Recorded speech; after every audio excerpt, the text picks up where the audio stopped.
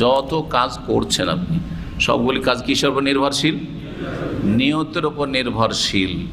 শুদ্ধ হওয়ার ক্ষেত্রে, অশুদ্ধ হওয়ার ক্ষেত্রে, পূর্ণাঙ্গ হওয়ার ক্ষেত্রে, অসম্পূর্ণ হওয়ার ক্ষেত্রে, নষ্ট হওয়ার ক্ষেত্রে, বা বাতিল হওয়ার ক্ষেত্রে। জি, বুঝছেন কথাগুলি? জি, নিয়ত যদি ঠিক থাকে তাহলে আমল ঠিক, নিয়ত যদি শুদ্ধ থাকে তাহলে আমল শুদ্ধ। নিয়ত যদি অশুদ্ধ থাকে তাহলে আমল অশুদ্ধ, আমল বাতিল, ফাসেদ, নষ্ট। নিয়তে যদি ত্রুটি থাকে, ঘাটতি থাকে, তো আমলে ঘাটতি, আমল নষ্ট না।